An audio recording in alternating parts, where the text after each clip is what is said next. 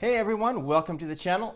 My name is Steve and this is Northwest Small Batch Brewing, and today I want to answer the question of, if I don't have time to brew, how can I brew beer?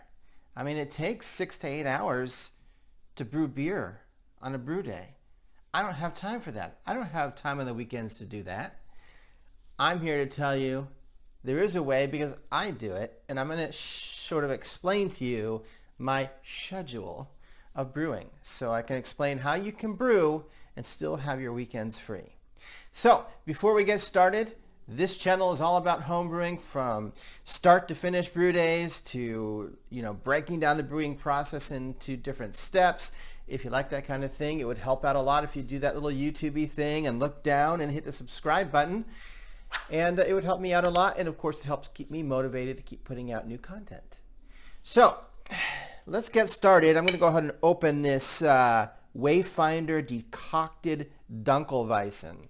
Dunkelweizen is a dark wheat beer, if you're not familiar. And decocted means that during the mash, they took out part of the mash, boiled it down to a syrup, and then returned it back to the mash, adding some caramel sort of flavors. And also, it was an old-timey way of reheating the wort when they had difficulty keeping it warm. So definitely smells wheaty. All right, so let me just give you the schedule. I think that's what this video is about, and that's what you need to know, is like, what's my schedule for brewing and how do I do it? So first of all, I like to leave Saturday and Sunday out of it. I have too many other things I like to do, and so I need to keep those days free to do all kinds of other stuff that's not related to brewing. So I brew during the week, but I work during the week, but I work 40 plus hours during the week. How can I make beer during the week? You can do it by breaking it into different days. How do you do that? All right, well, let's just run down a example schedule of how I might do this. So Monday evening, I get home from work, and the first step in making beer is you weigh out your grain and you mill it. Or maybe you bought it at the store, homebrew store, whatever, you bought already milled.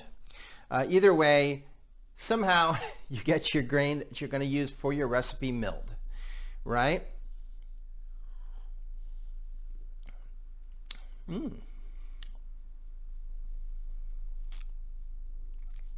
I would not recommend this beer. It's not terrible. It just has that kind of cidery taste that you get from beer that has like unhappy yeast. I get that a lot, especially in craft brew. Anyway, let's move on. So Monday night, you mill your grain, you fill your kettle with water. And I use the whole amount of water that I need for the whole session. I don't sparge, so I add the sparge water to the strike water. So, like for a 5.5 gallon batch, I'm probably going to be somewhere around 7 gallons of water, depending on how much grain I have in there. And then I turn on so right before I go to bed, by the way, I have not put the, grain in. I've milled the grain, it's set aside, I've got the kettle filled, and then right before I go to bed, I flip the switch and I turn the heat on for the kettle. So that way in the morning, it's at my strike temperature. So that's all I do Monday night. Maybe it takes you an hour, probably not even an hour, but I'm just saying. So Tuesday, and by the way, leaving it on overnight, most of these kettles have these low density elements, and they just kick on and off when the heat is needed to keep it at the right temperature. They really use very little electricity. So your electricity cost is really not going to be an issue by leaving it on overnight. All right. And of course, you just make sure all your fittings are nice and tight, because you don't want to leak, and have 7 gallons of water all over your floor in the morning. So you wake up in the morning, it's Tuesday morning, and your water is at the right temperature. So before you go to work in the morning, you mash in. You put your grain in, stir it up. I usually turn on the pump and wait for it to hit its desired mash temperature.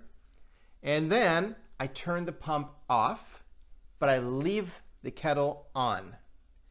So at least with mine, with electric brewing, usually your brew basket is above the element, and some of them even have false bottoms. So you're as long as you're not taking a chance of anything burning or melting down there on the element, it's totally fine to leave it on while you're at work. 8-12 hours.